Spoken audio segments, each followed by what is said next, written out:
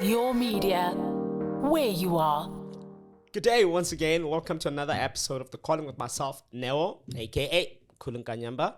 You are here because you're spiritually curious and you'd like to find out what's really going on. So today, the subject matter that we are looking at is raising spiritually gifted kids. Now, if you'd like to ask us questions, you'd like to share your views with us or share your experiences with us, drop us an email. That email address is thecalling@yourmedia.co.za. thecalling@yourmedia.co.za. Your spelled Y-O-U-R. All right? Cool. And we've got a special guest today. She is raising kids that seem to have some attributes, some inclination around spirituality. And we are lucky to have her today. We've taken her out of her busy schedule. She's a mom, forever busy, forever, closing the next deal and so forth in her line of work. So maybe if we've got a bit of time, she'll also tell us a little bit what she does. And with that, Sis Tembi.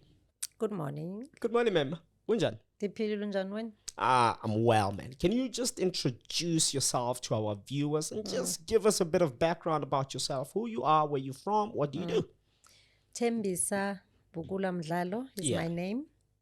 Born and raised in Eastern Cape. Moved to Joburg to search for greener pastures. Mother of 3. Professionally worked until 2011, and I'm an entrepreneur, businesswoman, and yeah. Well, Sister Envy, thank you for making the time to come and spend a bit of time with us today and just give us some insights, Today's topic is very close to my heart, very special. There's a lot of parents that have sent us a lot of email. Anybody that is a single parent or, both parents are there and you're raising kids and your kids sometimes burst into your room, 4-year-old, 5-year-old, and they start telling you stuff that they saw during their sleep, and then you ask yourself, but this person wasn't even born when any of this stuff happens, right? And sometimes they walk in there and they give you a message that, 1, 2, 3 is going to happen, or such and such is happening. And, a lot of parents, we don't have that background. And Sis Tembi, you're one such person. Can you just tell us a little bit about your kids? I mean, I understand that you've got kids that are gifted, but can you just give us a background about your kids? When did you start realizing that you had children that, had these attributes? I've got 3 kids. They're not kids anymore. They're young adults, but it's 3 kids. A 30-year-old daughter. 30. Yes. 23-year-old son. That's a question for another day. Okay. And a 17-year-old. Yeah. I think as a mother, you can pick up things, but I think until you discover that root yourself, you are not going to be able to understand that your kids are spiritually gifted. And I think for me, it took me understanding that it's me that has passed on that to them. Like my son and all my 3 kids have never met my parents, so they don't have any recollection of who my dad was or any. But my son has always have this connection with my dad.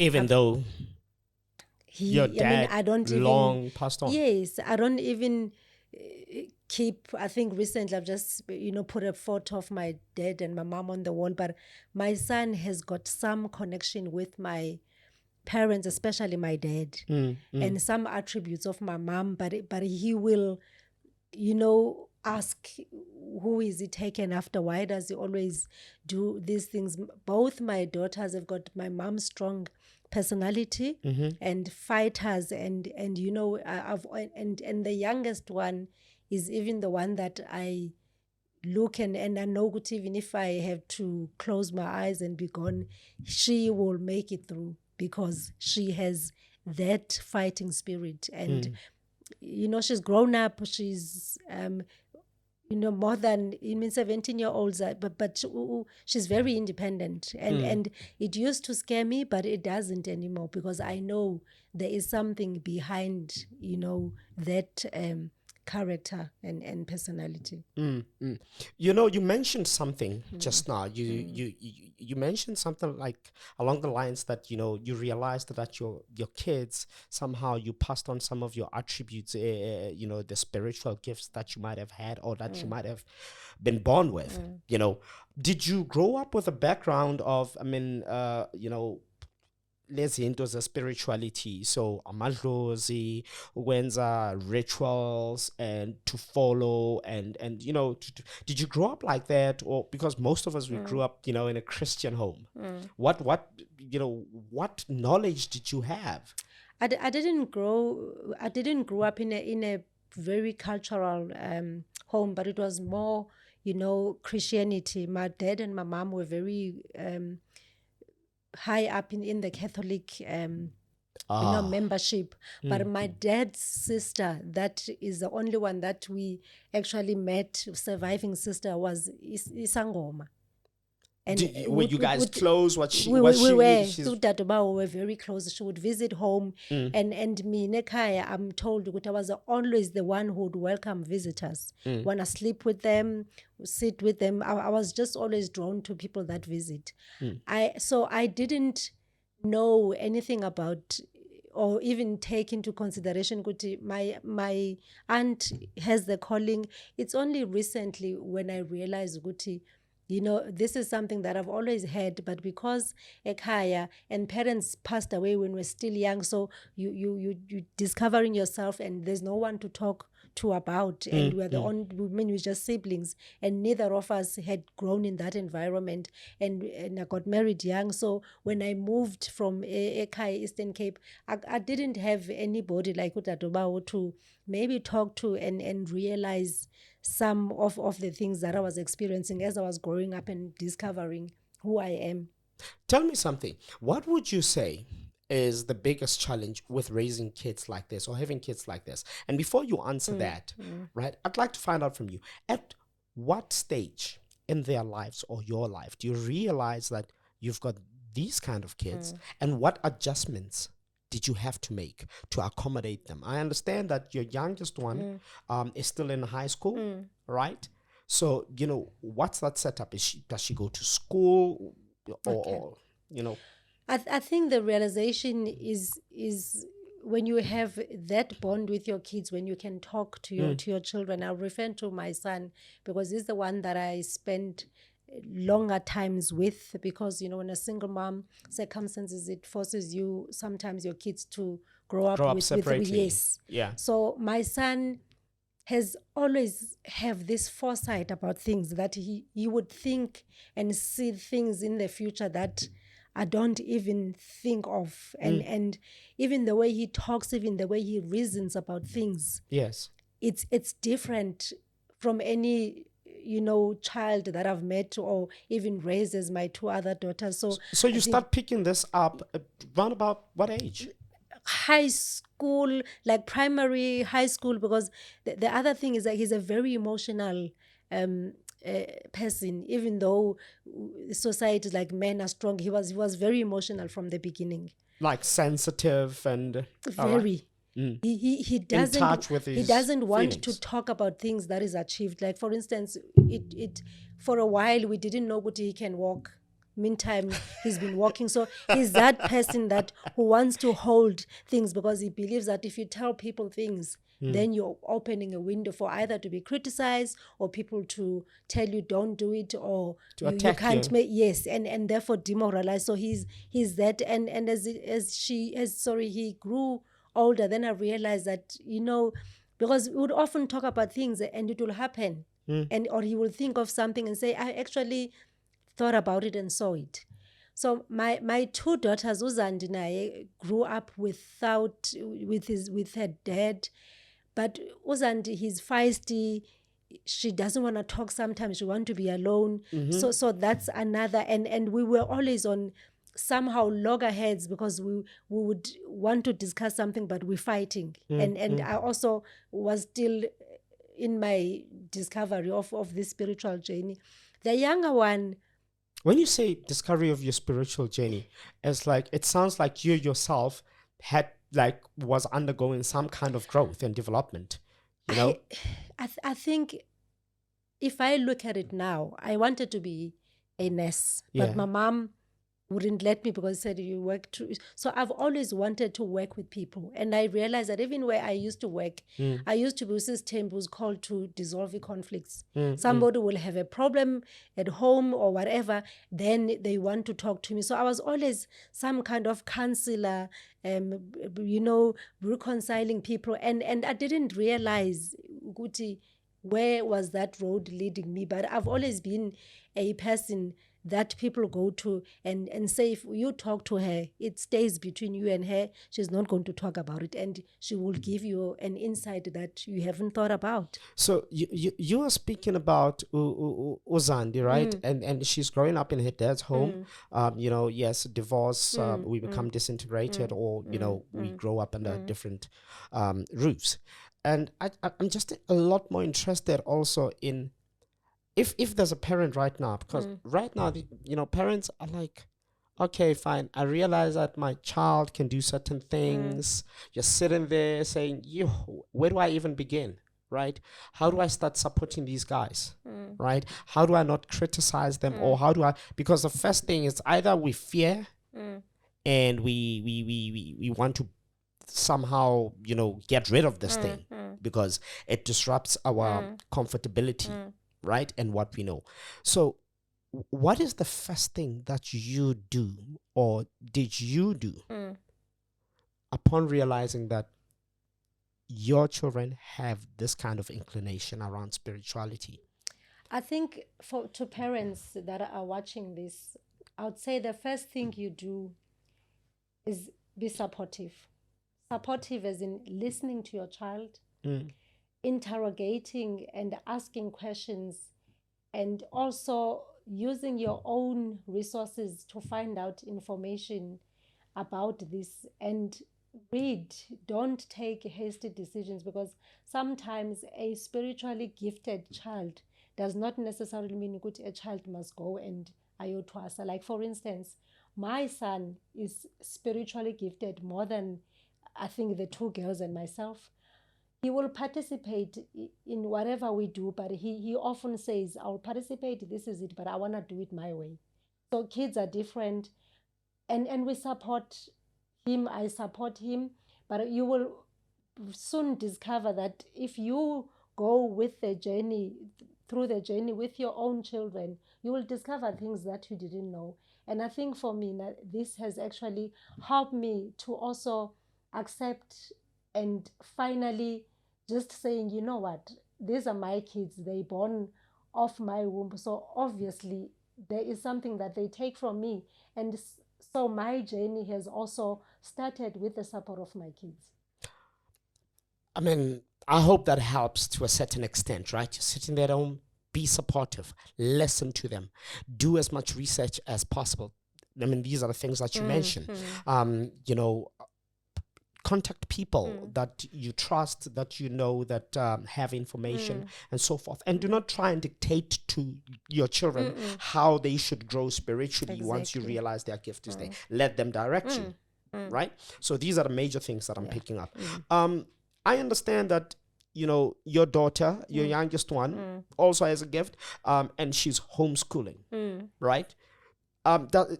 Is this a decision you took when you realized that she has a gift, or it just coincidentally happened that you made a decision, or you guys made a decision with Abesekaya? And how's that? Do you think that, that has some kind of impact on her journey spiritually in terms of her growth?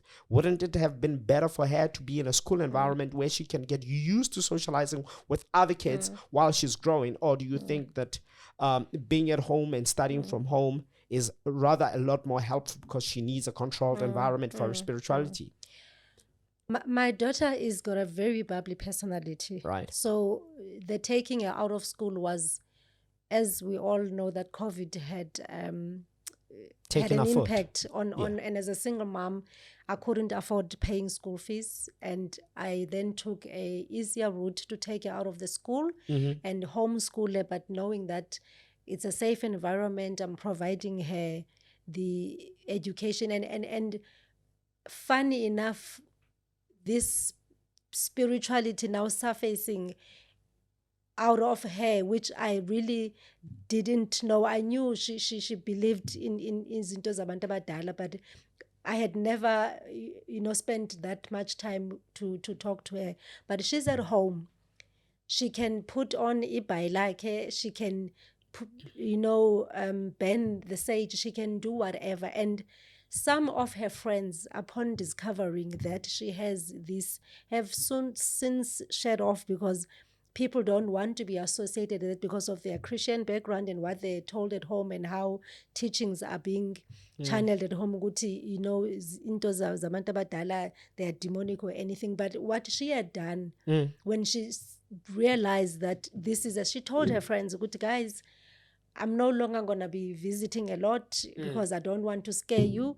Because as you would know, mkhulu Nkanyamba, ukuthi kunoku ukubhodla when umuntu ophethwe ngumoya, randomly. and she burps a lot. Right. So at home, it allows her to burp and do whatever she needs to Without do without judgment. judgment, without anything. So the COVID and the lack of finance to provide school fees for her in that school has helped a lot, because now she's at home and she's embracing this with everything. I mean, she wakes up, by the time she tells me her dreams at 6:30, she's already written them on her phone, note to note, and telling me exactly. And I don't know when she wakes up, she does this. She's forever, let's pray, we need to go to church, a church that is more spiritually inclined. That is going to accommodate her She and her would gift. walk to the shop with a buy. She actually is in it with it all. But because I'm a responsible parent, I'm waiting for her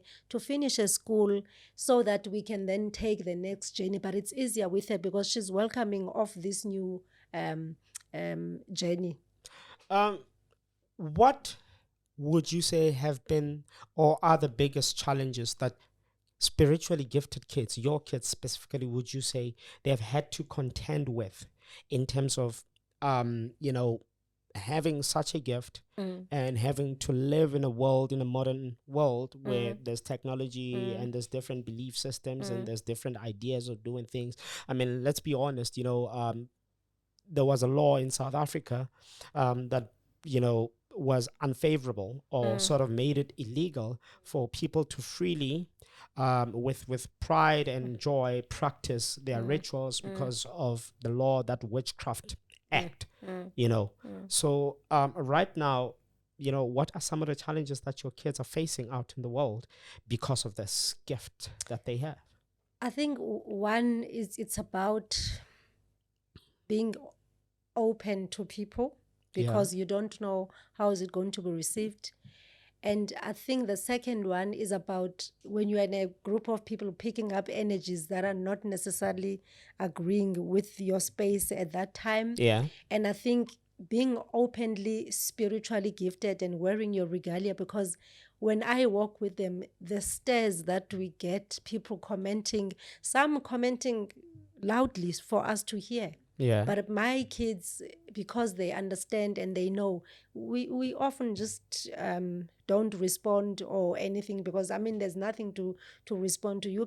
Because my kids can pray.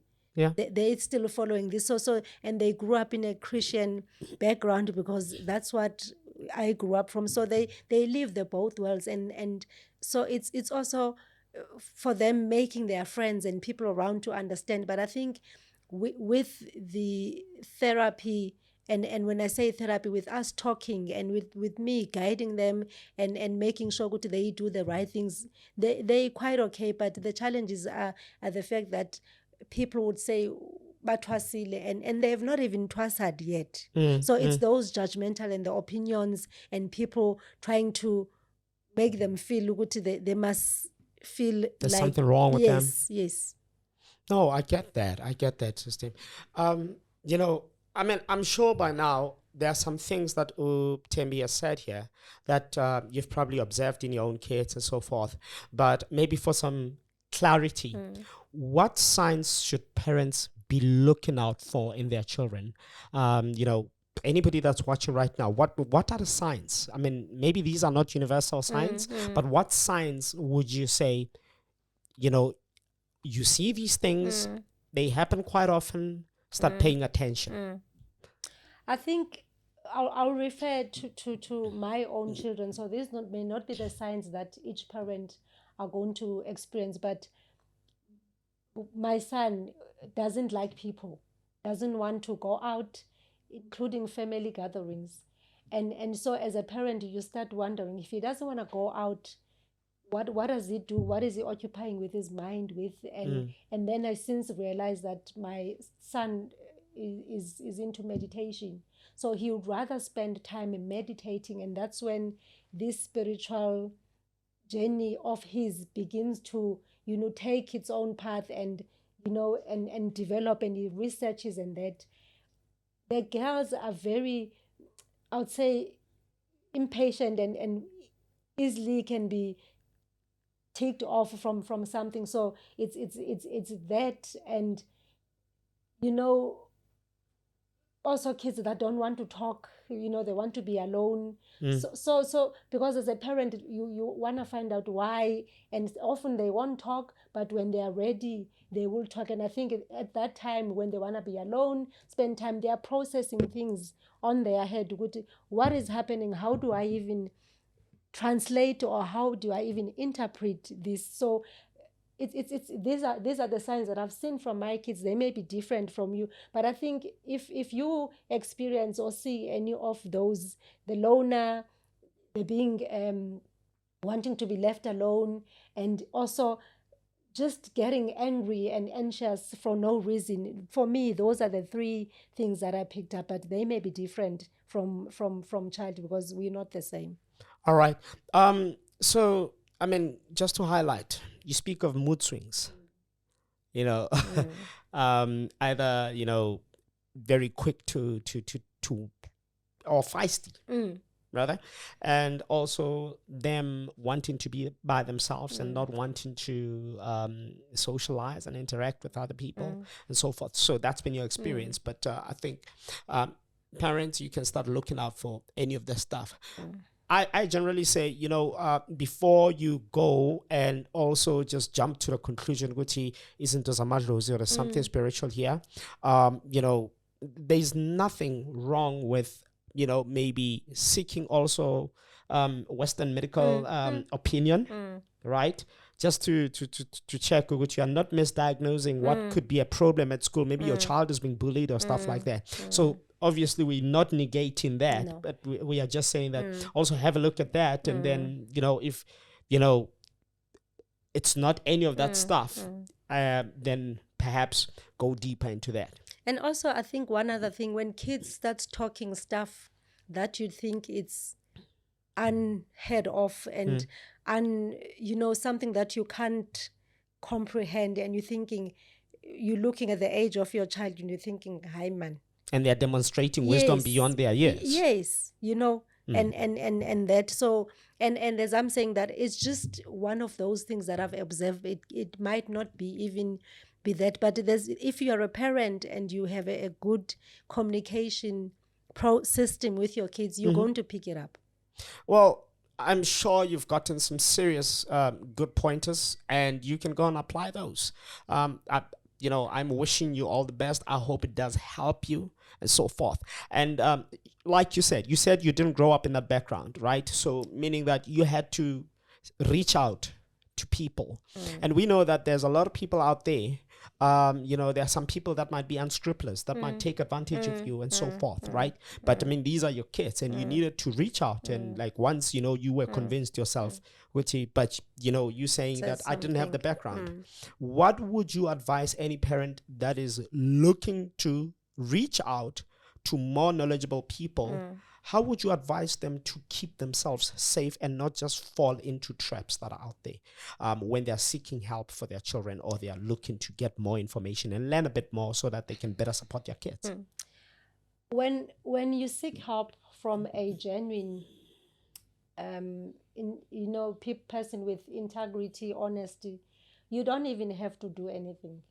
You For instance, I have consulted twice, and the first Twice with the same person with or different two people. different people? Yeah. But the first was not even a consultation. It's a more or less being told, but these are your kids and this is what is happening. But I think because you know and you understand the difficulty of this journey, because it might not end up being good abantwana, they're gonna go to us or anything. So you want to know everything. Do I just enhance, do I support, or is it going beyond that? Yeah. And then I went and seek somebody that is, would appear on credibility on TV or something, and went and consulted with that person, and without saying anything, without me asking any question, Yeah. I was told the very same thing I was told with The my first first one. consultation. And for me, I didn't need to go to a third one, and because it was very clear. And it's not that I didn't know, I knew, but sometimes you need to hear it from somebody and hear it from somebody again for it to sink in. And also because a person might deliver the same message but differently, so you combine those two and you get your assurance that this is what I want to do. So I would say everyone knows a person that is trustworthy and in every field, so do that and go to the, because if you're gonna go one second consultation, third and fourth, then you're gonna hear other things that are beyond what you, so take it step by step, get the first phase done, and then you the other stuff that are following will soon just happen organically, because remember, you are raising kids that can also see things. They will guide you and tell you, this is what I dreamed, this is what I think. So just do your work, and obviously you're not just going to go to anybody that you don't know, because you want this to be safe and you want your kids, and remember, you're a support system. Yeah. So you need to be with people that you can trust, because you are taking something so sacred and putting it in somebody else's space for them to interpret it to you how to be done. So you can't be careless about it. Wow. Tembi, you've said a mouthful. I hope you've got a bit more guidance in terms of, when you start reaching out, in order to better assist your kids. What are some of the precautions that you need to take? Sister Tembi, I'd love to just to say thank you to you for giving us the time today. I'd love to give you an opportunity to just tell our audiences how they can get in touch with you, maybe support system, yabo mama who are raising spiritually gifted kids, and also just share with our audiences, how, if they could contact you. I understand that you're in petroleum. Also, Yes. give us a bit of background around Okay. that. Can you give us background around that? Yes. Like, like apparently you are a wholesaler, petrol, jet fuel. I don't even know where you get jet fuel, but yeah, go shine up. You are licensed. I have just acquired my wholesale license certificate to supply petroleum products in bulk. So that means fuel, diesel, gas, aviation gas, jet fuel, paraffin, all of that. So I would like to assist any women that want to get into the petroleum industry. And it is a male-dominated industry, but what I want to do, and my aim and my goal, is to be a trader, a supplier in the field of petroleum through distribution, logistics, and innovative ways of distributing these products in SADC internationally. So that's what I do. If people want to contact me, want to chat to me about that, both the business side and being a mother who's raising spiritual kids, they can contact me on Tembi. My Tembi does not have an H, so it's TEMBI, WAP, as in WU, up, UP at gmail.com. So it's Tembi, WAP at gmail.com. All right. And you heard it here. Any closing messages? Apparently, our time is Finito. Okay. So we got to get out of here. But thank you for joining us. We really appreciate you and hope you've got some golden nuggets that you can apply. So, Sister, any closing remarks to those spiritually gifted kids with their parents? It's not a scary thing. Sometimes you just need to consult and find out where the spirituality and the gift is directed to. So parents, consult, talk about it. Don't put it away, because it can harm, and there's nothing to lose if you find that, because that might be beneficial to you. My kids pray for me more than I pray for myself. I hope my kids pray for me more than I pray for myself. But thank you for joining us. Yes, and this is The Calling, and thank you for being with us. The Calling with Neo, aka mkhulu Nkanyamba. And today we had Sis Tembi. You know how to get a hold of her. And with that, we say adios, amigos.